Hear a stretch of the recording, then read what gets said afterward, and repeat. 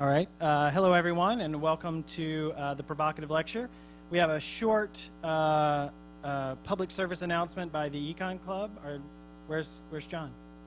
There he is. Come on up, please.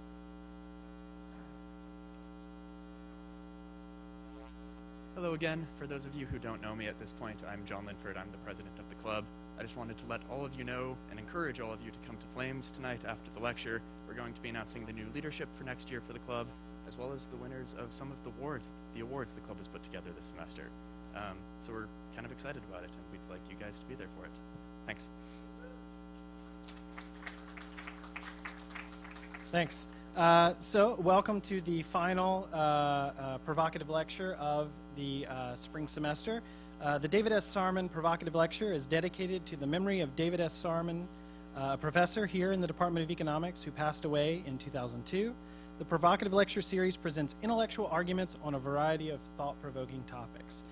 Today's presenter in the Provocative Lecture series is Scott Cunningham.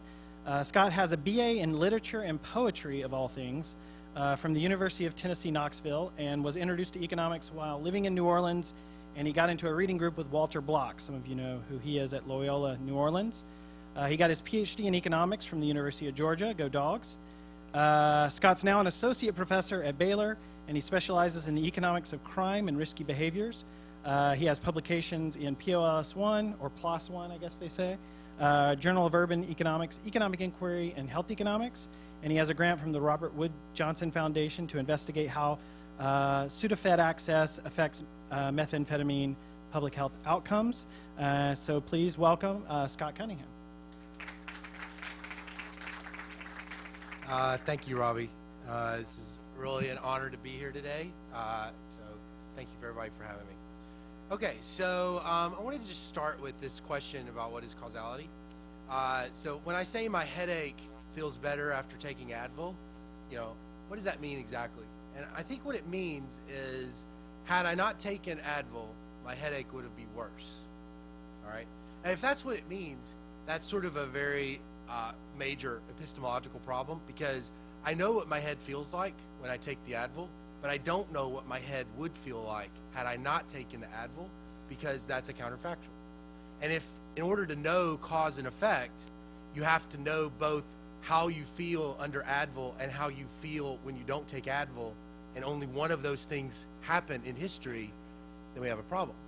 So how do we go about in economics and the social sciences figuring out cause and effect when we have that kind of problem? And so one way, a kind of a naive way of solving that problem, is to just compare people who took Advil to people who didn't take Advil. And if we did that, I'm pretty sure what you would find is that the people that take Advil report worse headaches than the people that didn't take Advil. And if you were to draw a causal conclusion, you'd say Advil causes headaches. And in fact, that's not true. That's obviously ridiculous. And the reason it's ridiculous is because there's this thing called omitted variables, or selection problems related to taking the Advils.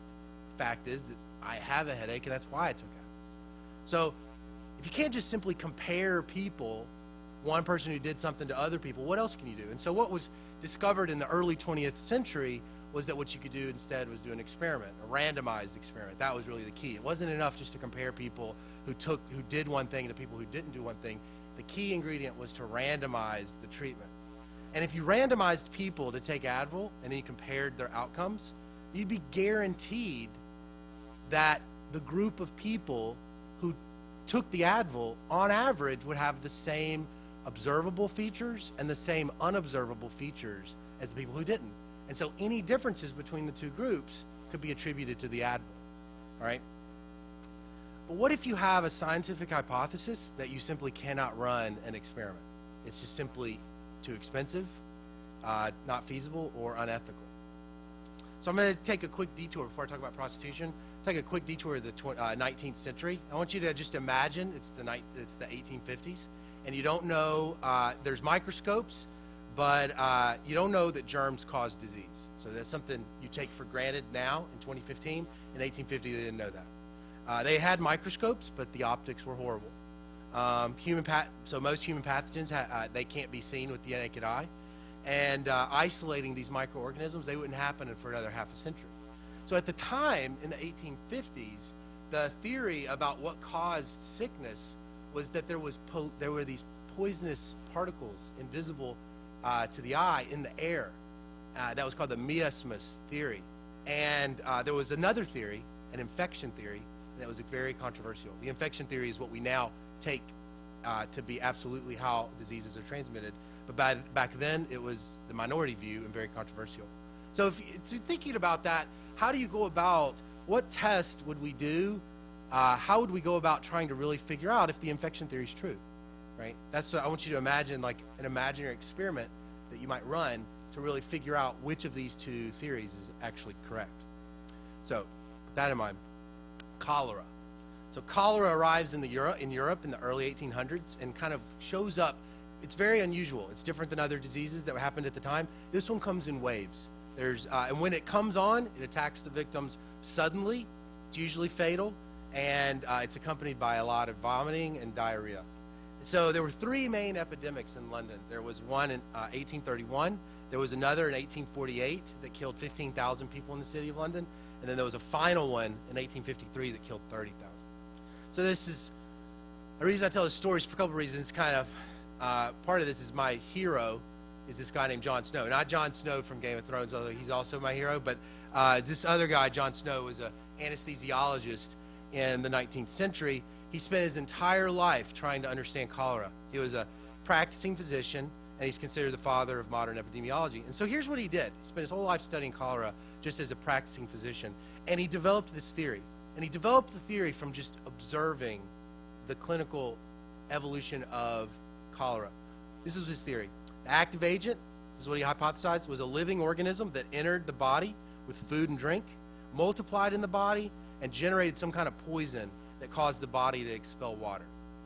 The organism passed out of the body with these evacuations, entered the water stream, water supply, infected new victims, and that process would repeat itself, growing rapidly through the common water supply. He understood this multiplier that was happening with the water supply caused an epidemic. That's his hypothesis. Okay? So what's his evidence for that? All right, he's got a lifetime of observations. They seem to be supportive of this hypothesis, but they're not airtight. So for instance, he notices cholera seems to be following trade routes in human commerce. He notices that a sailor on a ship from a cholera-free country, well, if they arrive at a cholera-stricken port, they only get infected when they come on land. They don't get infected out on the ship.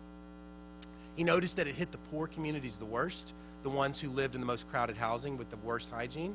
And he identified in one of the epidemics, patient 0, the first case, was a guy named John Harnold, and the second case was Harnold's roommate. So he's got these he's got these pieces of evidence that he feels like fits this story, and they're difficult to reconcile, especially like some of these are really difficult to reconcile with this miasma theory, but maybe it's not impossible, okay? So if we were to do an experiment, imagine an experiment might be like this, okay? Randomly assign part of London to get clean water. Other part of London's going to get contaminated water. Then we're just going to compare the people that got the clean water to the people that didn't get the unclean water, the treatment group and the control group. And we'd have to randomize it. We got to make sure that the people getting the clean water aren't different in some important way that might make them more likely to get cholera. So it's really important that it's not just two groups of people, but it's got to be that the reason that you're getting the clean water is completely independent of the factors that determine the disease, right? And it's not feasible to do something like that in 1850, all right? But what was really interesting was that there was what's called a natural experiment that occurred in 1849. There were two very large water companies in London, Lambeth Water Company and Southwark and Vauxhall. And Lambeth moved the pipe, the intake pipe, upstream for some reason above the Thames River. All the water was supplied by the Thames River in London at this time.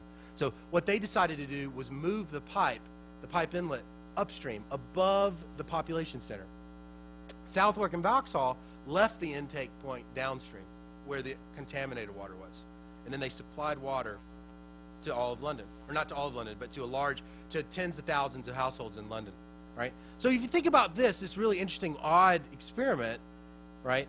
so long as the two groups of people that get water from the two companies are basically on average essentially the same. One's not poorer than another, one's not living in worse housing than another, one of them doesn't have worse hygiene than the other. They're basically the same on average, but we observe differences in their cholera mortality, then you can probably attribute the differences in the cholera mortality to the differences in the clean water supply. It's a perfect natural experiment.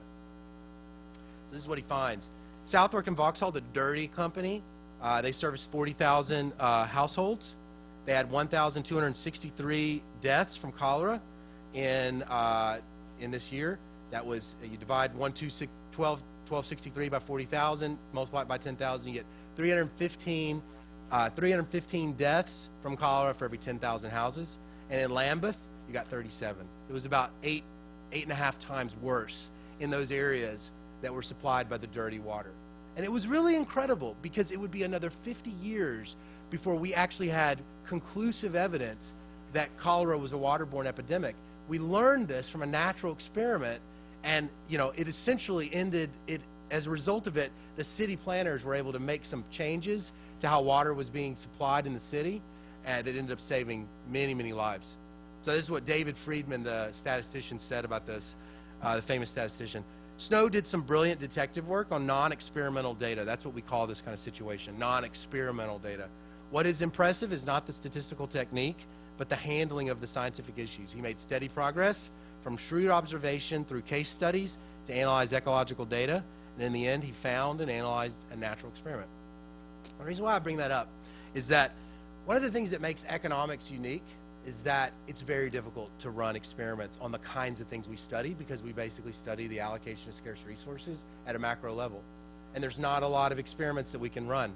We're much more like astronomy or meteorology in that we sort of have to take for granted the behavior of people, what they're doing, and figure out from that how we're going to replicate the experimental standard with non-experimental data using econometrics. Okay? So in today's talk, I tell that story to sort of motivate today's talk. I was interested in estimating the causal effect of prostitution decriminalization on social problems like violence against women and sexually transmitted infections. And if I was to do a randomized experiment, I might go to the United States, see if I could get 25 governors to agree with me to let me decriminalize prostitution randomly in their states, compare those states to the other states, and see if, what the effect was, sort of. And you can see how that's completely implausible. It would never happen in the United States, right? So what happened, so that's not likely to happen, that I can run a randomized experiment. The thing about prostitution law is that there's very little policy experimentation, period, anywhere in the world with this particular kind of law. But what happened was I discovered this, through a real happenstance occurrence, I discovered this really unusual legislative event in U.S. history. Rhode Island had accidentally and unknowingly legalized prostitution in such a way that's going to allow me to figure out what the effect of legalization is on rape and STDs. All right? So let me get into it. So most governments, including the U.S., prohibit prostitution. This is probably a little bit an inaccurate bullet. I'll tell you what it is the stated reason. Stated reasons is that because of disease and violence risks, as well as more recently you hear about trafficking. So 22.9% of female prostitutes, according to a survey done in 1992, ever had gonorrhea relative to 4.7% of non-prostitute females. You see this over and over and over again. There's very high STI rates and very high risky sexual behaviors amongst prostitutes compared to non-prostitutes. 68% of women engaged in street prostitution reportedly were raped by their clients. A third of all this is incredible, a third of all known serial murder victims are prostitutes. You think about Jack the Ripper's victims were all prostitutes. So, but probably another reason, or a very important reason, that prostitution is illegal around the world is because people find it so offensive. That's probably one of the most important reasons why they find it what economists call repugnant. And things that they find repugnant, they criminalize without giving really a lot of thought to it. So prostitution probably is one of those things. Sex in general has a lot of repugnance related to people, and without giving a lot of thought, there's a lot of laws that are passed about sex in general. So as a result of this, the fact that we don't have a ton of policy variation, we really don't know what the effect of prostitution legislation is on rape and STDs. We've got conjecture at best, pure speculation. All right, so here's the brief timeline of what happened in Rhode Island. All right, I'll go into this again and again for the next probably 15 minutes. Essentially what happened was in 1980, Rhode Island accidentally legalized prostitution. It was what's called de jure legalization. It was in legal language only. It went unnoticed and unenforced for 23 years. It's oftentimes now, when you go back and you read anything about this in Rhode Island, they will refer to this event as the creation of a legal loophole. So that's how it was essentially thought of. It was essentially a legal loophole was created in 1980 by an amendment to one of their statutes. In the late 1990s, there was a crisis with, there was what's called the IMF crisis, which led to a significant amount of migration out of Korea. And a lot of it went into, some of it, there was a large amount of Korean migration into Providence, the capital of Rhode Island. And in following that migration, there was the opening up of a bunch of Asian massage parlors. And when those Asian massage parlors opened up in Providence, police began to arrest these women aggressively from all throughout the late 90s and early 2000s. Now, what were they arresting them for? They were arresting them for loitering. Loitering was a statute that was created in the 1980 amendment, section 1134.8. Basically was a law that prohibited street prostitution. And I'll go into that a little bit more in a second. But they were arresting these women, these Asian massage parlor employees, and they were charging them with a statute that was referred to street prostitution. In the summer, what ended up happening was that there was a large sting operation in 2003. About a dozen women were arrested. They were charged with loitering, as well as they were charged with loitering. They were represented by a man named Michael Koselica, a defense attorney. He argued that the state of Rhode Island did not have a law prohibiting indoor prostitution, that this 1134.8 had nothing to do with indoor prostitution, and incredibly, he won. The case was thrown out, and from 2003 to 2009, Rhode Island was very unique in the world. It ended up having a hybrid regulatory system. It had prohibited street prostitution and completely unregulated, legalized indoor prostitution. And indoor prostitution was basically anything that wasn't street prostitution. So in 2009, Rhode Island starts over and passes sweeping sex trafficking legislation. So this experiment only lasts for 6 years. So here's what we're going to do. This is what economists, applied microeconomists like me, call their empirical strategy. What we're going to do is I'm going to use this natural experiment to answer the following question. I want to know, what is the effect of decriminalizing indoor prostitution on indoor sex markets? I want to know what happens on the size of the market, what happens on the suppliers of sex work, and what happens to the price.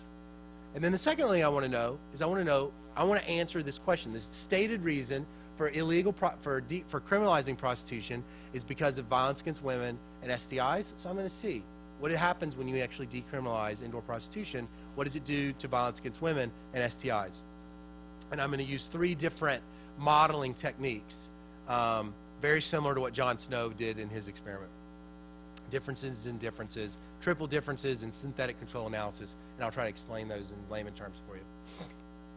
All right, so here's the preview of the findings.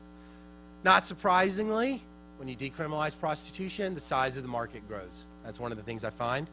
I find that there is an increase because of the idiosyncratic nature of what happens in Rhode Island, since this was indoor prostitution that was legalized. I find an increase in indoor prostitution, and specifically Asian massage parlor prostitutes, as well as white prostitutes. And then I find that the price of indoor prostitution goes down. But maybe more surprisingly, what I find is extremely large reductions in rapes against women. I find 824 fewer rapes were committed in the state of Rhode Island from 04 to 09 as a result of decriminalization than would have occurred in the counterfactual. That's important. What I'm basically claiming is that there would have been 824 more rapes that would have occurred from 04 to 09 had it remained illegal. And I also find a decrease in gonorrhea. 1,035 fewer cases of female gonorrhea over this period of time. All right, so how in the world does a state in the United States accidentally decriminalize prostitution?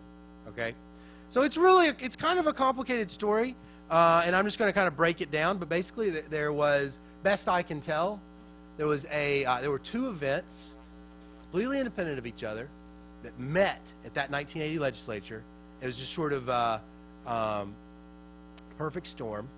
And they ended up doing something to try to make the laws against prostitution stronger, and then oddly enough ended up making them incredibly weaker.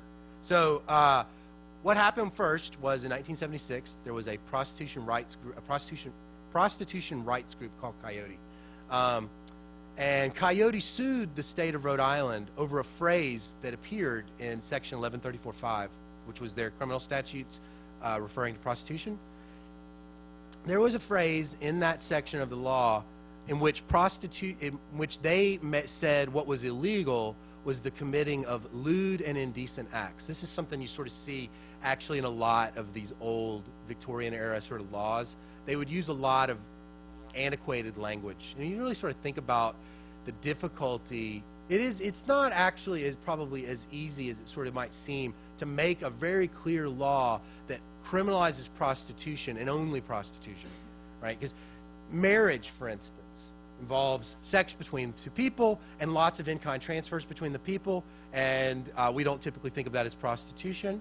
We think about prostitution as payment for sex and only sex, but it's a lot harder to actually write that in, to codify that in the law, or at least historically. So what they did instead was, in 1134.5, there was a lot of language, and what was prohibited was the commission of lewd and indecent acts. And in Rhode Island, lewd and indecent acts was vague language. It referred to extramarital sex in other statutes, and it referred to oral sex between married people. So it was one of these things. So this lawsuit that was brought was basically a lawsuit about violation of privacy. It was considered, the argument was that this law was unconstitutional, and it was going to go to the Supreme Court. Completely independent of that Coyote case was something that happened in 1979. In 1979, a neighborhood organization in Providence complained to Representative Matthew Smith, who was also the Speaker of the House, and a devout Roman Catholic. He was, so I just mentioned that because of, just to sort of give you a little background about this guy. They complained to him about growing street prostitution in their neighborhoods. And so Matthew Smith puts together a bill, and that bill is all about strengthening the laws against street prostitution. What they wanted to do was make street prostitution a misdemeanor, make it away from a felony to a misdemeanor so that it would move through the courts a lot faster. But for some reason, the bill ended up going through that constitutionally problematic passage and deleting that stuff about lewd and indecent acts. Probably what happened is that they were advised by a district court judge that this case was pending from Coyote, and that this would be a great opportunity just to cut it off at the pass. So they just went ahead and just deleted it without necessarily really thinking through what the implications of what they had actually done. Because what they actually did was they deleted the only part of the entire Rhode Island criminal statutes that said prostitution was illegal.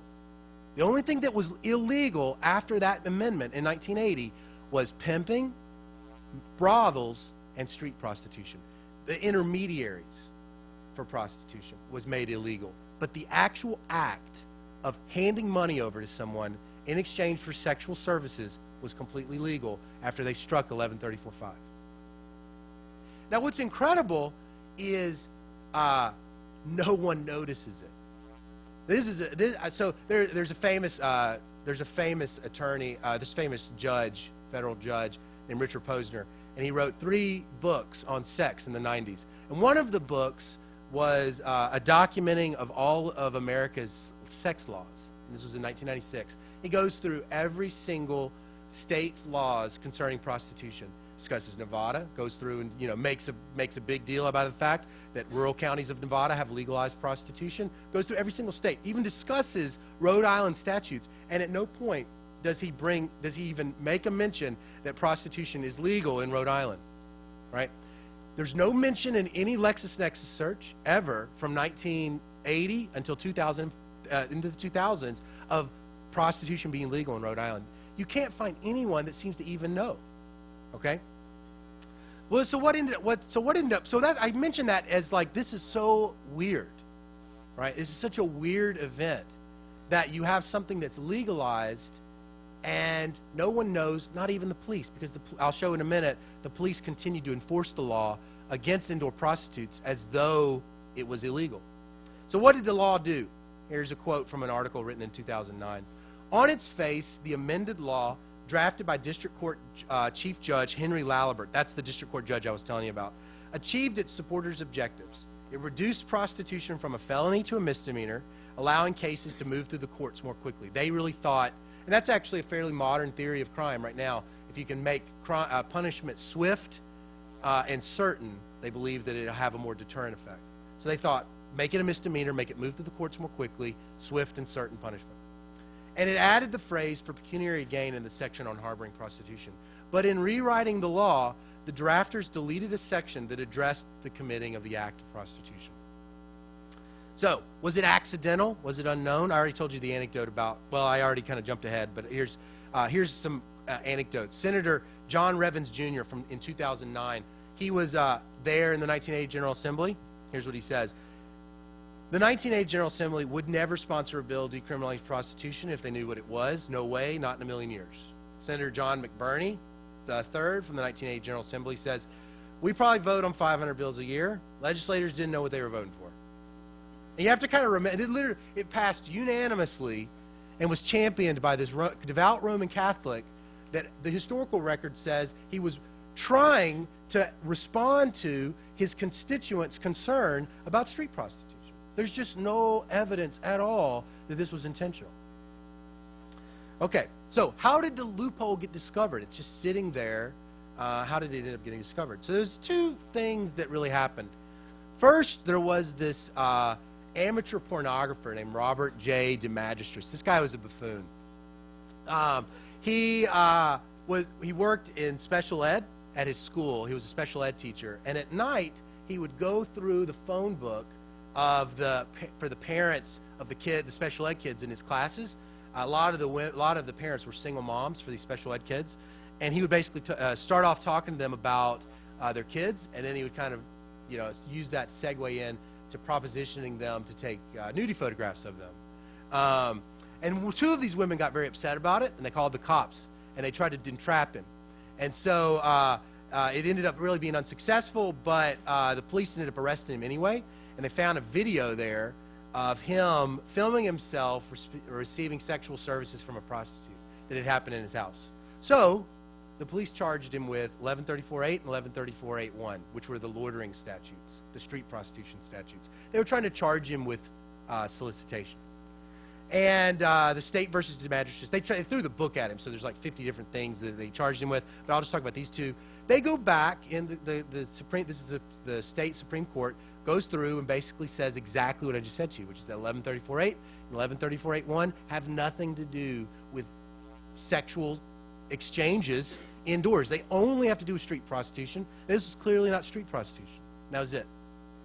That was really important because that ended up creating a legal precedent for interpreting the law in that narrow way, that this was actually a law that only applied to street prostitution. So after that, there was a wave of Asian massage parlors that were being arrested and charged with loitering. There was a defense attorney named Michael Koselica that began representing them. He learned about the 1997 State versus DeMagistris. He learned the history of this statute.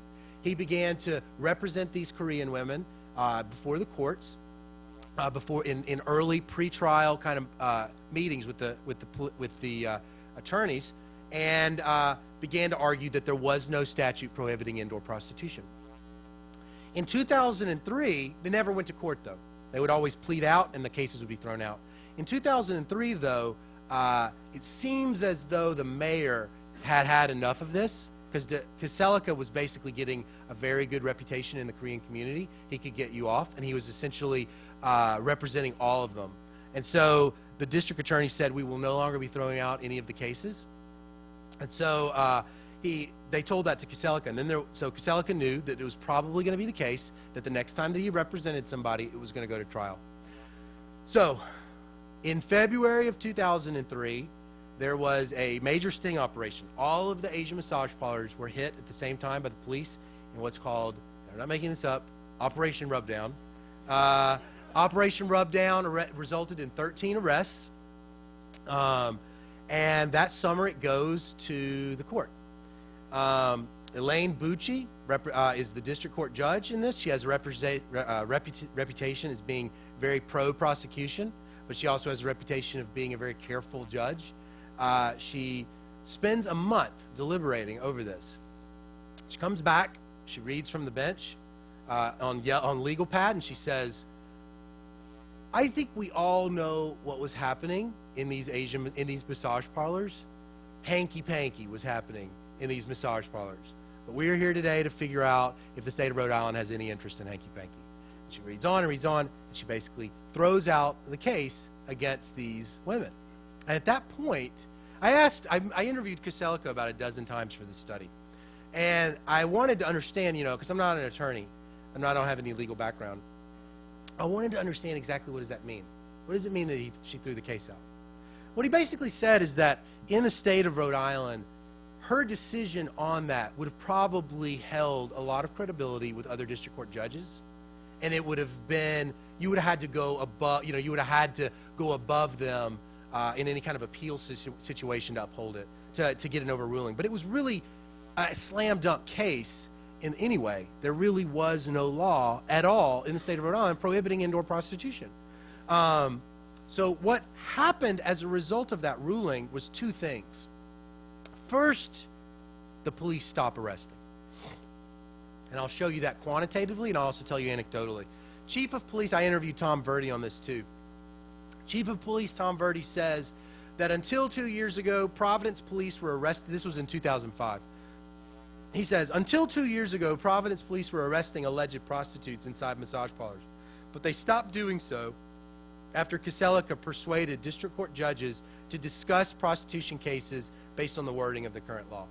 So the first thing that happens, and you should think about this for a second, this natural experiment is really unusual. It's not just a legalization. What it really is an exogenous reduction in the enforcement of a law. That's the main thing I can conclusively say. Enforcement of a law goes to zero. The second thing that happens is that Caselica begins advising the Korean community on, he moves away from criminal law and basically goes in and begins advising them on writing contracts to enter into this market. All right, so that's the first immediate effects I can kind of substantiate either quantitatively or qualitatively. The second thing is there's like this staggered rollout of information. Very few people beyond the incumbents and the people connected to the police knew what happened in 2003. There was nothing in the newspaper about it. But in 2005, Rhode Island tried to recriminalize prostitution, and they failed to do so. But what they did, there was a major TV and radio publicity campaign that brought the loophole to broader attention. So in 2005, there was just this megaphone blast of information about the law. So that's sort of the way to think about the way that the information sort of flowed over time. All right, so why do we think that prostitution would have any effect, or prostitution law would have any effect whatsoever on rape? And it could empirically go either way, right? So just bear with me, this kind of naive theory. I'll just call it a naive theory. Even though this is really common in this literature, it's relatively naive. If you think that prostitution is just, if you believe that rape is just mechanically a function of the amount of prostitution, then if you increase prostitution, you'll increase rape. Whatever the mechanism is, if you just believe that, then if you grow the market, there'll be more rape, okay? But economics kind of suggests that it could go the other way. For one, it's legal, so the police aren't arresting these women anymore. They might get reallocated to other crimes. And there might be some deterrent effects as associated with police. So if it just simply, because you have to think about this oddly enough, like what happened in 2003? Police quit arresting these women. They didn't get fired. They didn't just like get rid of these police. They have this surplus amount of police labor and police capital that has to be reallocated somewhere, right? If it gets reallocated to sex crimes, then it could reduce rapes, all right? Other thing it could do is firms, this is basically, because this is a legalization of indoor prostitution, this has increased the return on capital. So firms invest in locks, they invest in security cameras, security personnel to reduce the opportunity of premeditated client violence, and that could reduce crime. Sex workers might be more willing to cooperate with police, less police abuse as a result of this. And, controversially, this is, I think I'm the only one to posit this possible hypothesis. Posner, even here, does not actually directly posit the substitution hypothesis related to prostitution. He relates it to pornography. But it could be that male violence and prostitution are substitutes, such that if you legalize prostitution, some men will substitute at the margin away from male violence to prostitution. Okay? In a room of non-economists, that sounds absolutely ridiculous. Every time I say that to anybody that works in sex work, they just laugh at me. But to economists, they're like, that's the only thing they think could possibly be going on. So, this just sort of depends on your audience. So STIs, how could it end up impacting STIs? So the same thing, right? I already said to you that, we know prostitutes have a lot of sexual partners. They may have inconsistent condom use. So if you increase the number of prostitutes, you might increase the number of nodes in the sexual network and grow an epidemic, right? That's totally plausible, right? Totally plausible. But it could also lead to a reduction in STIs through this mechanism. If decriminalization shifts transactions indoors to women who have low STD rates and engage in lower, on average, STD risk behaviors, then it could reduce the epidemic. This is called the safer sex hypothesis that Michael Kramer has developed, and you'll see Stephen Landsberg has titled one of his books after it. So this would be sort of a positive selection story. If you basically grow the network by bringing in lower risk people, then the sexual network gets diffuse, and gonorrhea transmits more slowly. Empirical evidence also is that indoor sex work is in fact safer. So there are more indoor my co-author on this, Manisha Shah, has a paper at the Journal of Law and Economics finding that more indoor transactions relative to street transactions lowers STD rates in Mexico. Massage parlor sex workers in the UK use condoms more. They receive more STD screens. They report fewer weekly transactions than street workers. And you see higher gonorrhea incidence among street workers than you do licensed street workers in Australia. So you sort of see anecdotally, again, kind of naive comparisons, but you sort of see using naive comparisons, indoor sex workers appear to be safer than outdoor sex workers, and the law is actually bringing in the indoor sex workers. That's really what's kind of happening here. All right, so how am I going to go about testing this? Right, it's one thing to tell a story. It's another thing to really find proof or really good suggestive evidence for it. So I have a lot of different data sources. One data source is called the Uniform Crime Reports. This is the FBI publication, published annually and monthly on prostitution arrests from 1985 and reported rape offenses for females from 1960 to 2010, as well as for other crimes. I hired a student at Brown University to go into the archives and get every issue of the Providence Phoenix. If you're from Boston, you may be familiar with the Boston Phoenix. This is the same ownership. Providence Phoenix is a very popular alternative newspaper, like the Village Voice. And in the back of the Providence Phoenix is a classified advertising section that has an erotic services section. And having spoken with everybody in Providence, what we learned was that this was the predominant way that massage parlors and sex and escorts advertised their services in Providence. So what I had her do was go through all the advertisements and write down for me every single advertiser, their address, and how big of an advertisement they purchased that week for 52 weeks for every year for 10 years. I also had her do the same thing with restaurant ads to kind of get a placebo, a control group, to see if something else happened in 2003. I get another advertisement in the same newspaper, and I'll show you both of those. Another thing I got was hired a programmer. Baylor is the largest Baptist university in the world, so I had to hire this student programmer at Baylor, which was a really comfortable conversation to have, to write a Perl script that would crawl through this website called the Erotic Review and record all that data for me in an Excel spreadsheet. The Erotic Review is basically Yelp.com for clients of prostitutes. That's literally the closest analog to what the erotic review is. What it has is clients, after meeting with a prostitute, will go into the erotic review and they'll fill out a detailed form of exactly what their experience was like with this woman, including the price, what services were provided, and a lot of detailed characteristics about her. I got 95,384 unique prostitution records for 45 cities from 1999 to 08, and I'm going to be using mainly session price, the length of the session to get the hourly wage. I'm going to get whether or not a massage was provided. I'm going to get the race of the worker, and I'm going to get what sex acts were provided.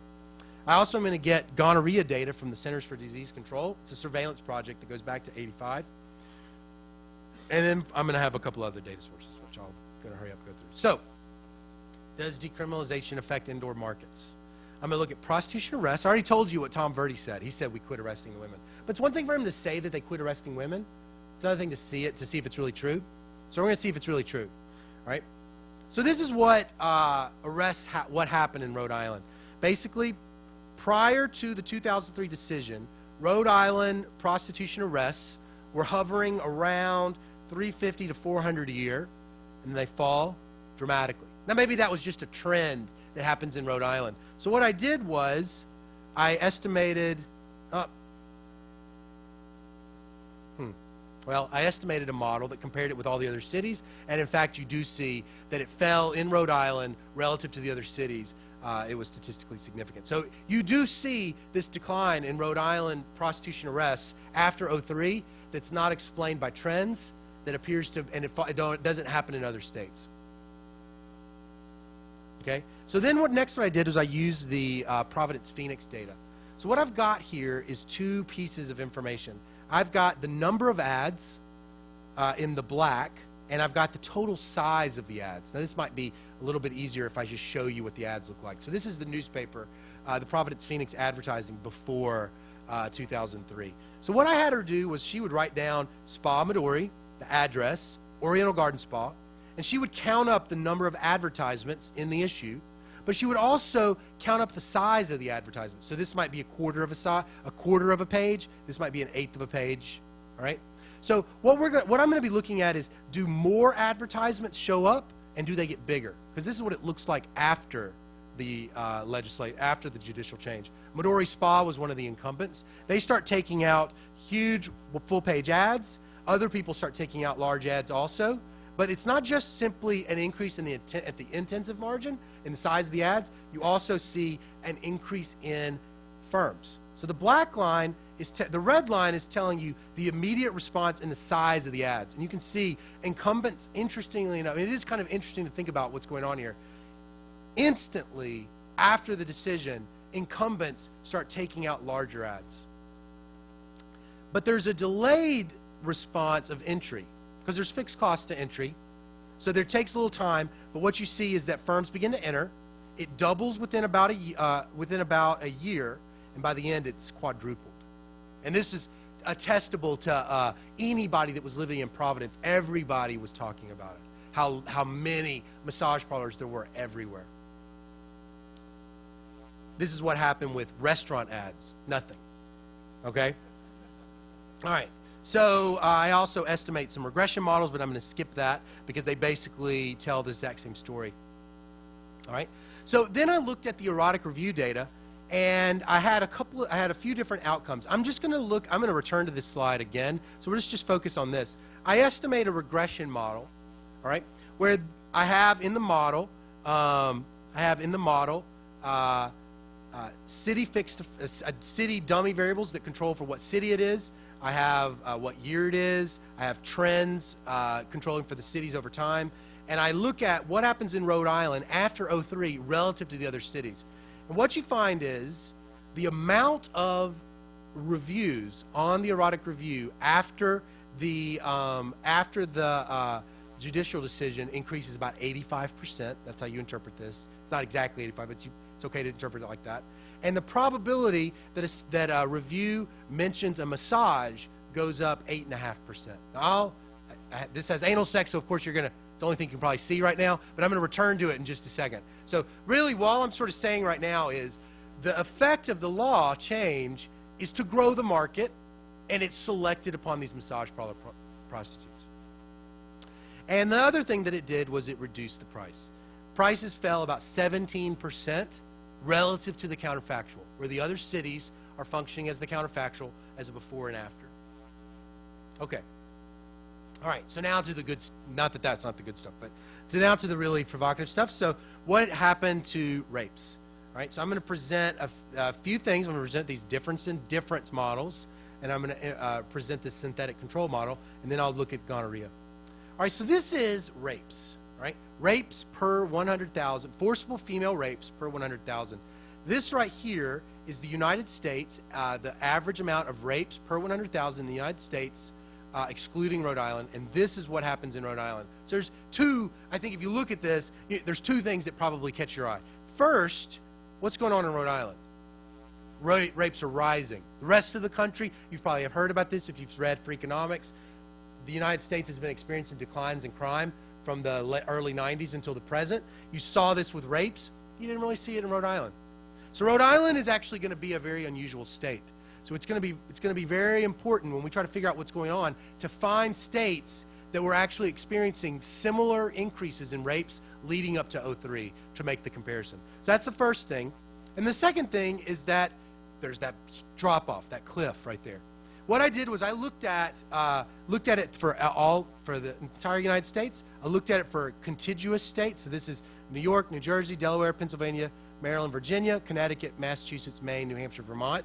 You can see here that neighboring states, they don't look like Rhode Island before. They don't look like Rhode Island after. Right? Nobody's experiencing the decline after 2003, though. So this is unusual. But what this is right here, it's not just unusual. It is one of the most unusual events in the history of rape statistics. It is, if you look at the year-to-year changes in rapes from 1960 to the present for all states, this is in the top 1.5 percentile of all annual percentage changes. It was a huge reduction. It was a huge reduction. All right, so is it possible that that's just like chance? You know, could chance have produced something like that? All right, and the way that I'm going to sort of try to motivate that it doesn't look like chance produced that, I want you to imagine if we just looked at the year-to-year declines for every state and then compared those year-to-year declines for every state to that year-to-year decline for Rhode Island. We know nothing happened in the other states. So those other states where nothing happened, that's chance, right? That's what statistical noise looks like. We're going to let the other states tell us what normal declines, normal fluctuations are in a year to year. And we're going to compare what happened in Rhode Island with the distribution of placebos. This is an old method of statistical inference developed by Roland Fisher in the 30s called randomization inference. All right? Now, hopefully this works because it just did not work a second ago. It's not working. Hold on.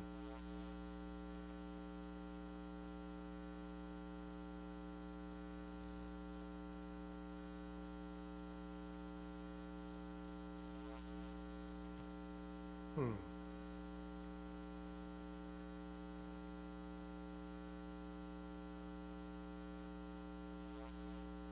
was working the whole time, and now it's not working. Let's see.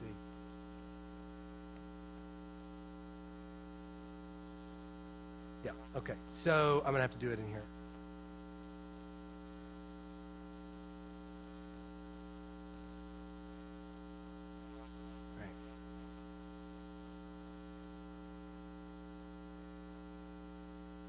Okay, so what I do is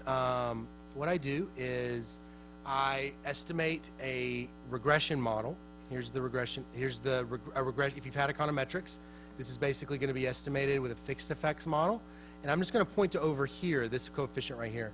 So what this says is that Rhode Island experienced a reduction in the number of reported rapes per 100,000 of 19.4 rapes per capita, if you want to call, or rapes per 100,000 fell 19.42 relative to the counterfactual. Then what I did was I ran this exact model for every state where I knew that there was no such intervention, and I saw what the coefficients were for every state, and I plotted it in a histogram. And this is what you get. Most of the time when you run this model against just normal states, you get 0 effects or slightly negative effects. The 5th percentiles are right here, about -5. The 95th percentile is about 8. You can see that when you just run this model against states, you get the distribution of just noise. Rhode Island is way over here. It's the single largest coefficient in the total distribution of coefficients that you could have gotten, all right? So it doesn't seem like this is just statistical noise. This model that I used, it has statistical noise, and this is what the statistical noise looks like, and this just isn't consistent with that. So the next thing I do is, remember, so that kind of gets at the issue about the fall after. The next thing I'm going to do is I'm going to look at finding a subset of states that really do look like Rhode Island before, okay? All right, so a new estimator has been developed in econometrics called the synthetic control estimator. It's actually really very easy to use, and it's really pretty cool, especially if you do qualitative work, if you do comparative case studies at all. It's really valuable.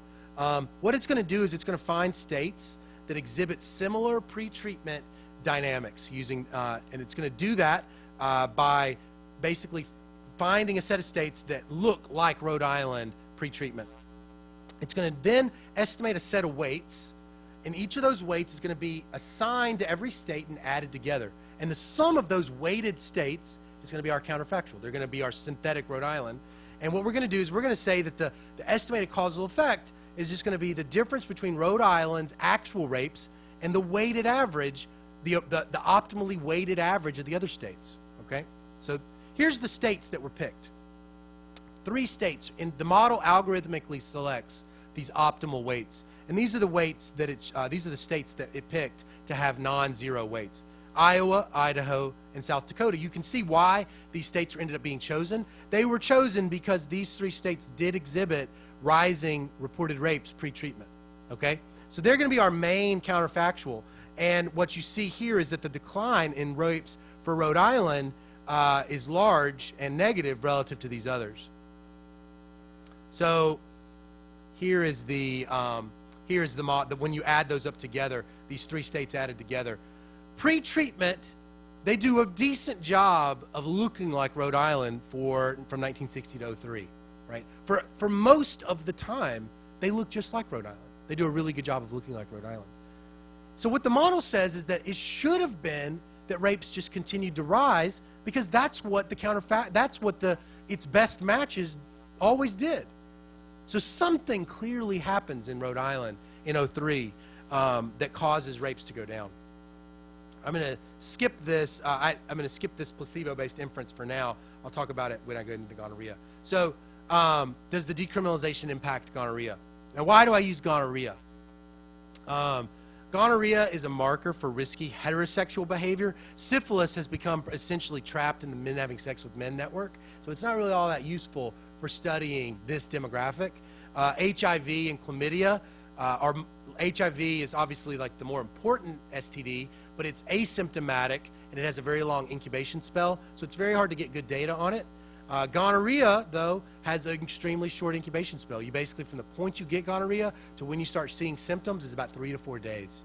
And the other thing is that because the symptoms are actually relatively painful, you typically will go get tested, and the test will be recorded legally by law by the physician. So it has a short incubation spell, but makes it a better approximation of contemporaneous sexual behavior. So I do the same thing again. I do these difference in difference models where I look at the change over time in Rhode Island for gonorrhea, log female gonorrhea rates, and I compare that change over time to the change over time of all the other states. And what I find is that gonorrhea rates fell about 61% in the state of Rhode Island after 03 relative to the counterfactual. I have linear trends by state and quadratic trends by state. It's a very demanding model. And it still survives it. I also do that placebo test. And you can see what I find in the placebo test.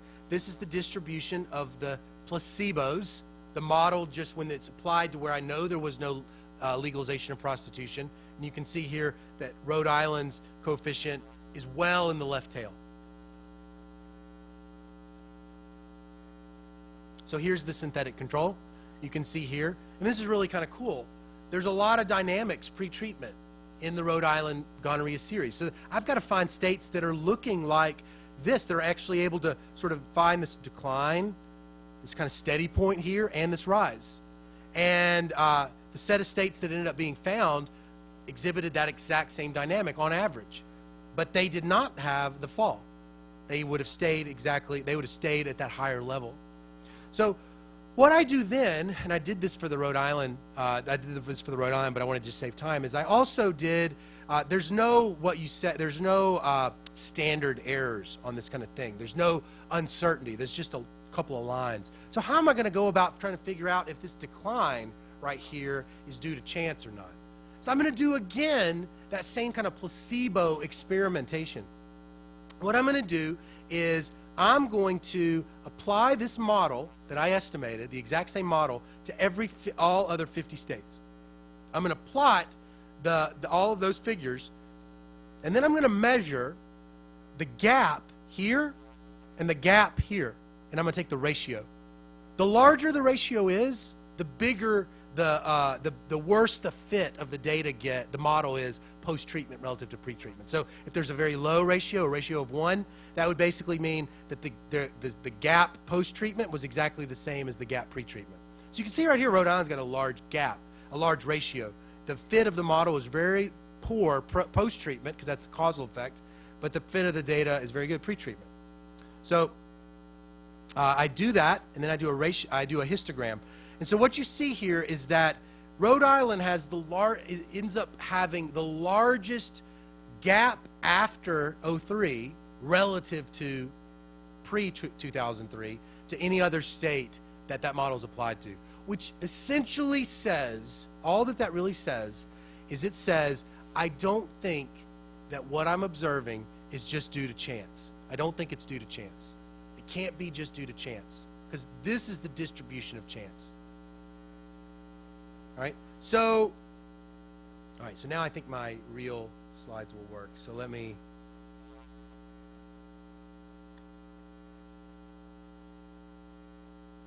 Okay, so what is the possible reasons that rape might increase or rape might fall as a result of legalization? So I have 5 reasons. You might have some more. Here's 5 reasons. One is this reallocation of police resources. Okay. That could be what's going on. They didn't fire these guys. I can show you that with the police employment figure, but I won't show you. They don't end up firing people after 03. So what happened to these guys that were arresting these women? So if they were reallocated to sex crimes, and if there's any deterrent effect with policing, then you should expect there to be some decrease in rapes, right? That's a hypothesis, okay? It is technically consistent with the data. I can't rule it out. There's 2 of these that I cannot really rule out. That's one of them. The second one is maybe there had been some change in the definition of a rape in 03 in Rhode Island. The main way that I test that is, one, the Uniform Crime Reports is called the Uniform Crime Reports. They never changed the definition, right? The second thing, though, is I contacted the statistician at the Providence Police Force, contacted the FBI, and contacted the state police, and asked them, did something happen in 03? Did you hire a new statistician? Did you install new computer equipment? Did you change the definition of a rape? And the answer is no. Nobody did that. It could be that police are cooking the numbers, right? So I'll talk about that one in a second. Could be that fewer sex workers are getting raped after decriminalization, but I don't think that's what's going on. Because sex workers have very low reporting rates of rape. They get raped a lot, but they don't talk to the police about it. That's the best thing that we know. So if they aren't really reporting rapes in the first place, then it can't really be that their reduction in rapes would be showing up in the data, because they weren't really reporting anyway. So that can't be what's going on, even though that's entirely possible that actually is going on for real. The last one is that it could be that some violent males think of rape and prostitution as substitutes. All right, so this Cook's number hypothesis. This is, if you've taken Matt's econometrics class, then you probably have heard something phrase called differences in differences, or maybe you've heard Robbie say it or something, or anybody talk about it. Differences in differences are basically taking advantage of these events that happen and looking at changes over time and then comparing it to states or comparing it to units that didn't have those events happen. And they're always vulnerable to omitted variable bias. they're always going to be vulnerable to this. Something else happened in Rhode Island in 03, right? Something else happened in Rhode Island in 03. Something else happened. I don't know what it was, but maybe something else happened, and it's what's causing it, right? Well, you know, a lot of stuff happened in Rhode Island in 2003, so I got to know exactly what it was. So I spent probably a year and a half interviewing everybody I could think of in Rhode Island. Like, I wanted to know, like, what else could have happened? What else was going on in Rhode Island? I talked to, you know, the police. I talked to women's groups. What was unusual was the sheer amount of ignorance that rapes had even fell in the first place, and no one was taking credit for it. All right? But what would cause reported rapes to fall? Mechanically, two things. Either something caused actual rapes to fall, or something caused reporting to fall. Okay? So one possibility, you know, related to that is that police are cooking the numbers. They go, if you've seen The Wire, then you know police do that. They have many incentives to do that kind of thing. Maybe that's what they were doing. Maybe they were suppressing the crime statistics intentionally, right? So what I did to test that was I looked at the decreases in rape in Rhode Island over time after 03, and I compared it, that decrease, that change in Rhode Island in 03, I compared it to all the other crimes in Rhode Island and all the other states. Because I figure if they're suppressing the crime statistics, at least I can see if they're doing it for other crimes, okay? So I do that. When I look at just the differences in differences log rape model, I find that rapes fell log negative 0.52. When I compare it to burglary, it fell 0.407. When I compare it to vehicle theft, it fell 0.667. Larceny, 0.494. The largest difference comes from murder, but the rest are really very similar. So basically what this means is I don't really find evidence that the police are systematically suppressing crime statistics, right? I find that there is an unusual decrease in rape, and only rape. So if they are cooking the statistics, what's weird is that they did it only for rapes. Of course, they would never tell me that, but that's possibly what's going on. I have no evidence that that's going on. But the thing is, though, it's working against that hypothesis is that if the police are doing that, they would have to be coordinating across multiple police jurisdictions, right? Because, as you can see right here, this is the city-by-city reductions of the 16 largest police jurisdictions in the state of Rhode Island. And you're finding declines in Cranston, you're finding declines in East Providence, you're finding declines in Pawtucket, Providence, Woonsocket, you're finding it in multiple places. So if they're suppressing it, this is like a conspiracy across many different jurisdictions. So the violent male hypothesis has, the evidence for it is indirect. We do know this, that frequenting a prostitute is correlated with rapes. There does appear to be a systematic relationship in data between if you've ever been the victim of a rape or if you've ever admitted to a rape, you are more likely to go to a prostitute. So they appear to be close. Farley has a study where she finds that 15% of sex buyers revealed that they would rape a woman if they could get away with it and if no one knew about it, in comparison with 2% for non-sex buyers. That's the only evidence I have for the violent male hypothesis, but I throw that out there. All right, so I'm almost done. The potential pathways for gonorrhea. I've kind of gone through and said this. If the market's growing, but it's selecting upon women that are lower STD risk themselves, they have lower STD rates, and they engage in lower risk behaviors, the epidemic can go down. So what I find, going back to the old slide, is I find with the erotic review data that the probability of a reviewed sex worker after 03 in Rhode Island said that the reviewer said that they had fellatio with a condom went up 8.4%, fellatio without a condom went down 8.3%, vaginal sex went up 2.7%, and anal sex, which is the highest risk STI risk behavior that you can engage in, fell 16%. So you can sort of see from this, right? You have to be careful in trying to extrapolate from this to figure out what does this mean. What this basically means, if this is true, if this is true, what this basically means, this decline in gonorrhea that's observed after decriminalization, it's coming very much, I think, related to this was the legalization of indoor prostitution. And these indoor prostitutes had lower STD risk behaviors. They were replacing some of these higher risk STD risk behaviors amongst the street workers. So what we did was there's a study done that tried to estimate the harm from all the crimes. Rape is, not surprisingly, rape is the second most expensive crime that's possible. Homicide's the most expensive crime in this sense. Like, you'd be willing to pay a lot of money to not be murdered. That pretty seems to probably go without saying, but there's been willingness to pay studies that have tried to figure out exactly how big that number is, and you would be willing to pay hundreds of thousands of dollars to avoid being murdered. Women would be willing to pay about $240,000 $240,894 to avoid being raped. Right? So what we did was we took that number, and gonorrhea has a cost from another study of about $303 per case in just terms of the harm that it does. So what we did was we took our estimated reduction in rapes, and we multiplied it by 240,000. We added it to the reduction in gonorrhea, and multiplied that by 303. And what we get is that the benefits, the estimated benefits of decriminalizing indoor prostitution in a U.S. state for 6 years was $200 million, right? So that's not the net benefits. It's just one benefit. There should be other benefits, though.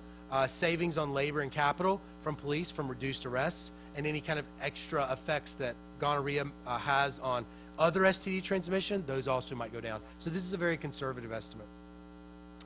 All right, so people oftentimes ask me, well, can you compare this with other studies? Are there other studies that have found this? And when we started this 5 years ago, there was no study that had ever been done that had ever evaluated the effect of decriminalization on rape and STDs, ever. All right? So mine was the best paper that had ever been written evaluating the effect of decriminalization on rape and gonorrhea because the sample size was one. But a paper just came out, published, written by 3 economists from Amsterdam, Street Prostitution Zones and Crime. And then what happened there, and this is what it is really cool, 25 Dutch cities between 94 and 2011 opened a legal street prostitution zone. And what they did was they compared the changes in rape and sexual assault in those 25 cities to the 25 control cities. And what they found was exactly the same as what we found. They found 30 to 40% reductions in rapes and sexual assaults in the first 2 years after those prostitution zones were opened up. And we found 31%. So even though that big reduction that we find, it seems implausible, in another city, in another country where there was this kind of experiment that had to do with legalization, they do find comparable effects, is what we find.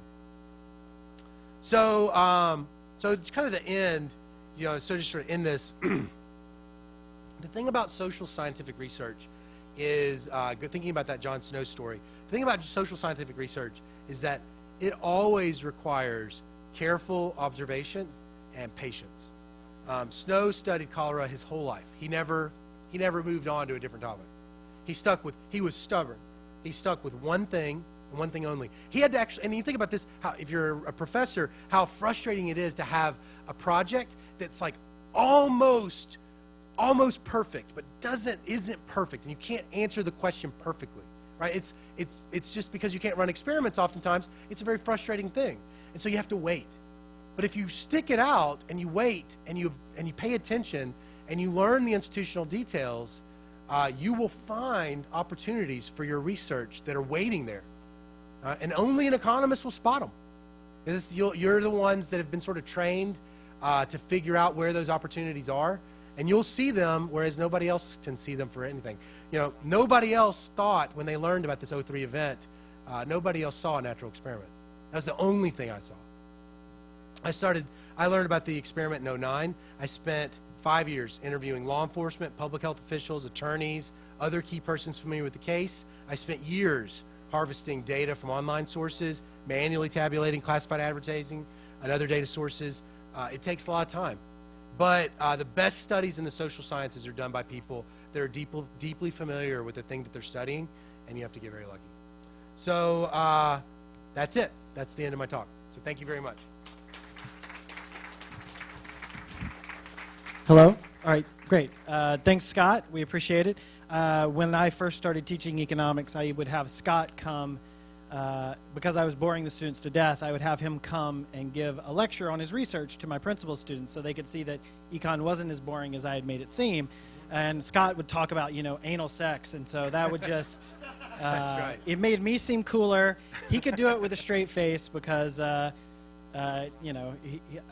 have to be a pretty straight-laced guy to study That's prostitution right. as an economist. You can't go for the easy jokes if you talk Yeah, about that's anal right. sex. So, anyways, what I'd like to do now is see if anyone has questions. Here and then back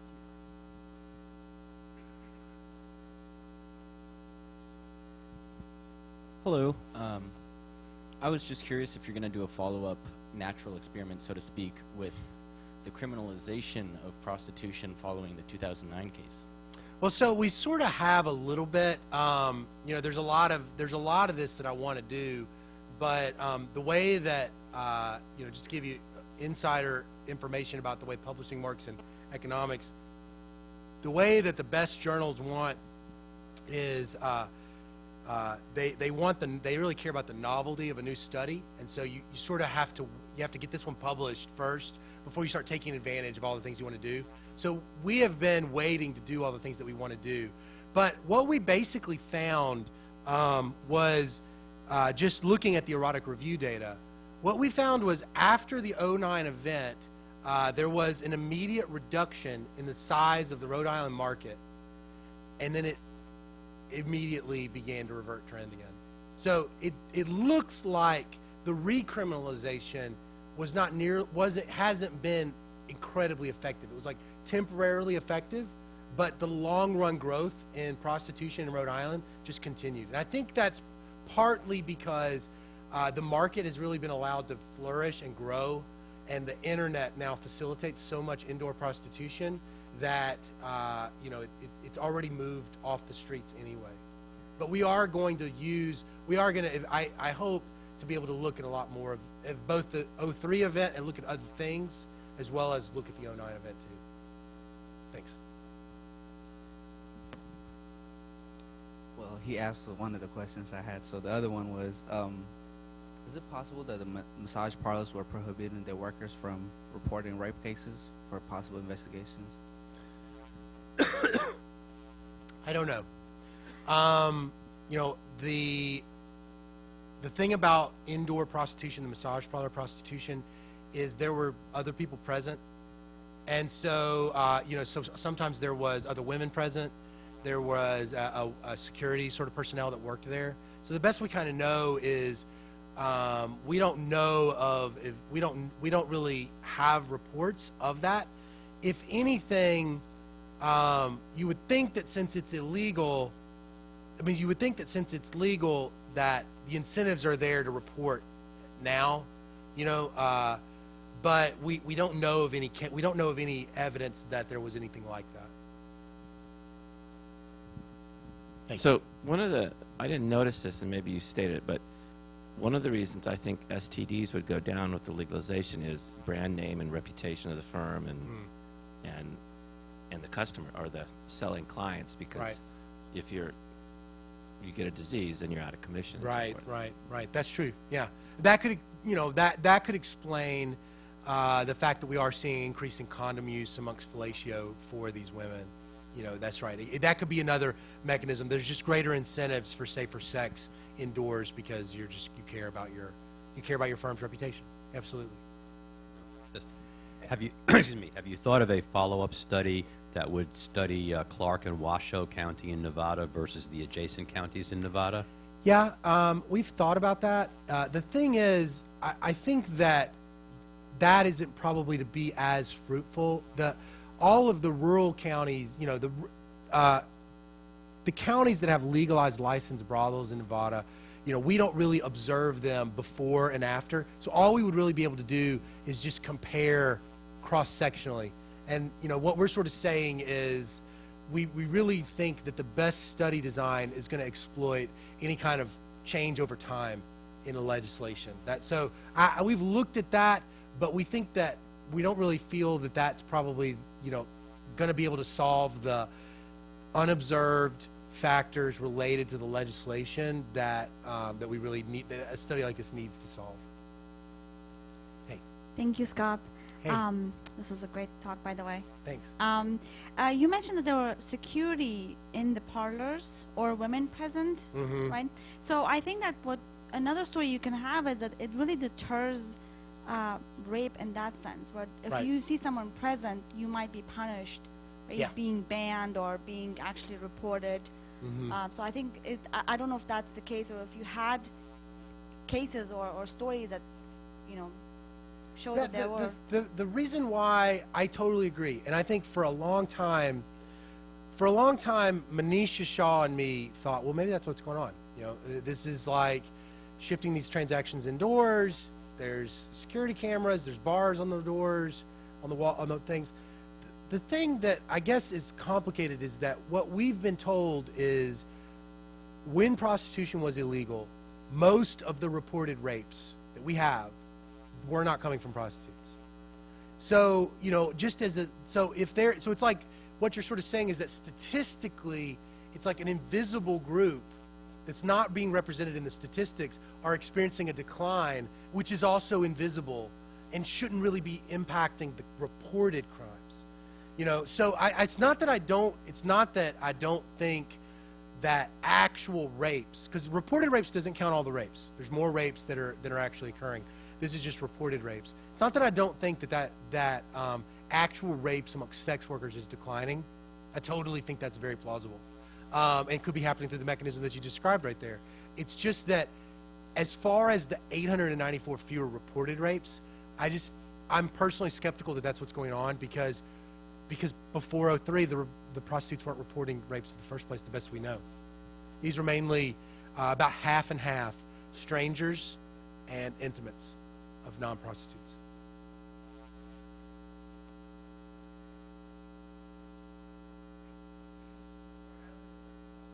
Yes.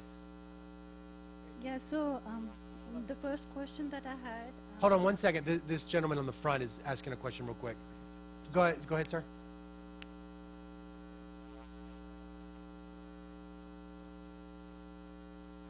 Okay, so he asked, since it was legal, how much of the customer base comes from out of state? That's a really good question. I don't really know. I don't have data on transactions and the location of the clients.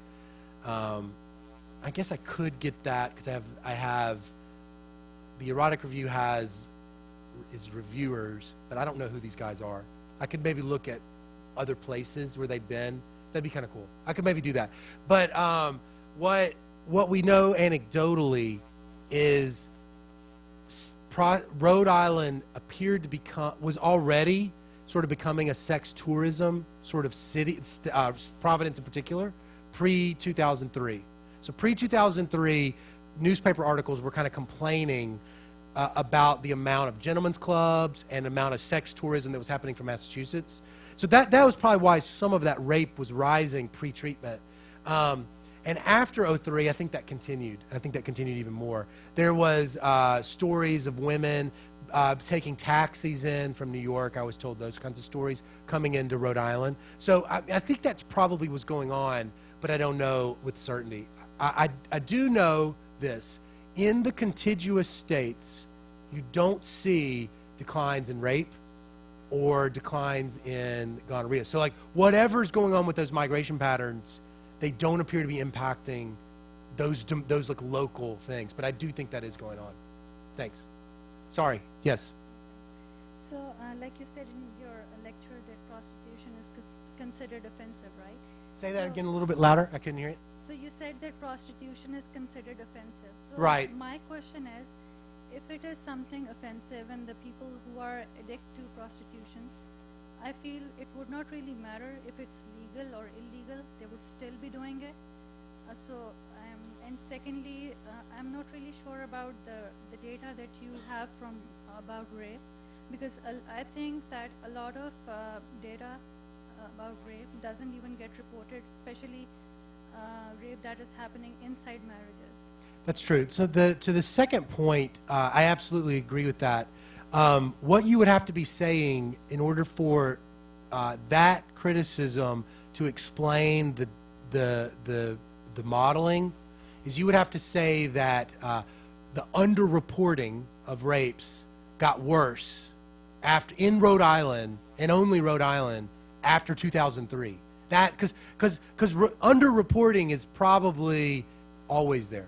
You know, there's like a stable, fixed underreporting problem. So long as that underreporting problem doesn't get worse in 03, it could get worse, but if it follows anything other than a state and linear and quadratic trend, then you have to have a story about why would you think underreporting would get worse in Rhode Island. In fact, underreporting, everything we know, underreporting is getting better, or reporting is getting better over time in the country. You see that going up. So this would be a really unusual thing where you saw an unbelievable change in the reporting patterns of women in Rhode Island, where they just, for some reason, decided, I've got raped, I'm getting raped the exact same amount, but I'm not going to report it now. And I know of no such thing to explain that. And to your first one, I couldn't really hear what you said very well, your first question. What was it, Ravi? I was saying that if people who are addicted to prostitution, would it really matter to them if it's legal or illegal? Murder? Would they have murdered them? Well, they may be deterred from. I don't have. I'm not claiming that murders went down. No. She said, if people are already addicted to prostitution, why would their use of prostitutes change if it's illegal or illegal? So, why would decriminalization change the demand? I think. Oh, why would it change the demand? Well, it's based on the idea that as long as it's not perfectly inelastic, as long as the demand for prostitution is not perfectly inelastic, if it's a downward sloping demand curve, when the supply curve shifted to the right, the price fell, and it moved. So you could see people. Okay, look, just because existing people are addicted and use it all the time, that doesn't mean that there's not somebody that's saying, I don't want to go get arrested. I mean, lots of people, if you read the forums, I don't recommend this, but for this project, I read every message posted at the USA Sex Guide for Rhode Island from like 99 to the present, which was the worst experience. But it's really clear that clients of prostitutes go to great lengths to avoid getting arrested. They go to great lengths to minimize the risks of detection. So they may actually be, they're very sensitive to incentives. They care about price. So you see that a lot. And for people that are not current customers, legalization could make a really big difference, because risk of arrest is a major deterrent. I think it's plausibly a real major deterrent. Yes, Hey. I have a question about if there is a dollar value the society has to pay for criminalizing prostitution. Pay the police, the judges, the prisons, everything associated with that. Medical costs, anything. Do you have a dollar value? And the second question would be, how many days in jail, or what is the amount of imprisonment for the prostitution industry? Okay, so the second question, that varies by state. That's the punishment and the fines and the penalties vary by particular state. In Rhode Island, it was a misdemeanor, so one of the main consequences for the women was since a lot of these women were non-documented workers, they were and after 9/11 in particular, they were very concerned about deportation. So that was one of the main consequences that they faced. In terms of the costs of enforcing uniform criminalization, there's a study by Pearl in 1987. He looked at 16 U.S. cities and looked at just the costs associated with policing, judges, and policing mainly. And he estimated that it was $240 million per year in 2010 dollars was just the police costs in terms of the time spent for that. So it appears to be non-trivial. You know, the costs appear to be non-trivial. If you believe this, what I've presented today, the benefits are non-trivial too, or the opportunity. Yeah, there's both opportunity costs, you know, which would be that 240 million, and then there's these social costs, you know, that it actually is resulting in more rapes and resulting in more gonorrhea. All right, I'm going to ask the last question since I had to go through grad school with this guy. So, can you use this as to give us a short answer of how do we know things in social science? I mean, you briefly touched on it there at the end with should I believe this, but you know, you've gone after this question for a long time, and so how do we know when we know? Right. And that could be a 2-hour lecture itself. Yeah. So, I mean, I can tell you my personal philosophy. I'm basically a Bayesian in terms of beliefs. You know, you may have to give us I a little. basically have I take in information that I get, and I update my beliefs about the likelihood that something is true. And it, you know, because of my training as an economist, rarely do those beliefs ever equal 0, and rarely do they equal 1. You know, so I'm pretty skeptical. So everything I've kind of gone through here, because I was the only person when I started this study, when I was the only person that had ever studied the effect of legalization on rape and gonorrhea, I've always been very skeptical, because this goes back to the very first slide. You know, if I'd only know the effect of Advil on headaches by comparing what my headache is when I take Advil to a counterfactual, what my headache would be had I not taken Advil, then I'll never know, you know, what the effect of Advil is on headaches. Because if I have to know both of those pieces of information at the same point in time, then I have a fundamental problem. And I'll never know what would have happened in Rhode Island had Elaine Bucci not thrown out the case, if police had continued to arrest these women. I'll never know that. So everything I've kind of gone through is based on econometrics. It's basically saying, let's do our best to find counterfactuals for Rhode Island, places that plausibly look just like Rhode Island in terms of the outcomes. You know, beyond a doubt, they follow the same weird dynamics pre-treatment as Rhode Island did. Even when it's bouncing around, they follow the same thing. And then I go through and I try to figure out, you know, could chance have produced this? I go through those placebo experiments, and I see in there, chance can produce anything, right? So all that means is that if Rhode Island has the largest coefficient of all 51 coefficients, then that just means the probability that chance produced it is 1 out of 51, which is not 0, right? So, I mean, I sort of take a Bayesian approach to all empirical work. You do this, you learn something, you update your beliefs, you form new opinions. And so when I saw this paper by these 3 economists in Amsterdam, you know, it's a really cool study, very cool study. I strongly encourage you read it, by Bishop and co-authors, and that they find not the same kind of experiment, but having many similar characteristics as mine, and they find amazingly the same magnitudes. My confidence in my own study went up. It wasn't just my confidence in theirs. I thought to myself, I'm not crazy. Because the reason why it took me 5 years to do this paper was because I had to cross every T and dot every I. I couldn't stop interviewing people, you know. I couldn't stop finding more data. I couldn't rest because it was such a huge, it felt really important it felt like a big deal if I was wrong, you know, to be that wrong. 894 rapes, right? I wanted to make sure that at least I did it right. So I know that the paper is solid. I mean, this is everything we know about the effect of the earned income tax credit on labor supply, or minimum wage on unemployment, everything, or supply shocks on prices. Everything we know, you know, empirically uses these exact same methods.